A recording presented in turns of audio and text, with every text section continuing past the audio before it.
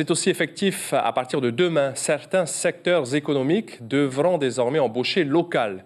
Une nouvelle norme plutôt bien accueillie, mais des zones d'éclaircissement sont demandées pour que les entreprises ne rencontrent pas de difficultés à recruter. Stéphane Ratino et Jacques Damour. Les offres d'emploi devraient être rédigées différemment pour 47 familles de métiers.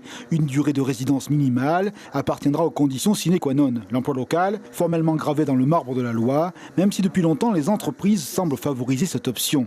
À l'exemple de cette PME, spécialisée dans les solutions informatiques, 20 employés, 17 jeunes du pays dans les effectifs. Le chef avait déjà cette mentalité d'avoir cet emploi local, de protéger et d'encourager les jeunes locaux à entrer dans ce secteur.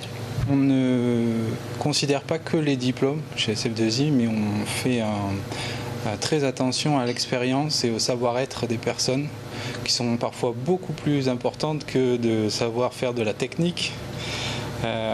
Et c'est pour ça qu'on a une équipe qui est constituée de personnes qui ont effectivement des diplômes de technicien informatique ou d'ingénieur informatique, mais aussi d'autodidactes avec de l'expérience. Dès que je suis sorti du lycée, j'ai postulé un peu partout.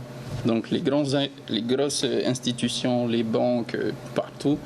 Et j'avouerai que j'ai pas eu de retour du tout. Donc ça veut dire que les petites structures font plus confiance aux jeunes gens qui sortent. Ouais, c'est vrai.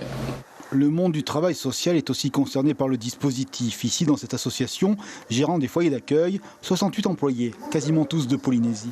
L'aspect sensible et culturel du savoir-être est majeur dans l'accompagnement de personnes au parcours de vie blessé. Cette loi, oui bien sûr, reste à avoir une broderie fine entre la formation et le marché. Il faut renforcer les capacités de l'ensemble des foyers que nous animons, puisqu'il y en a à peu près une quinzaine en Polynésie. Et il est urgent que le personnel puisse être formé, donc il faut qu'il y ait une adéquation entre cette loi et les moyens qu'on va devoir demander pour pouvoir accélérer les formations de nos Polynésiens. La loi rentre en application dès demain.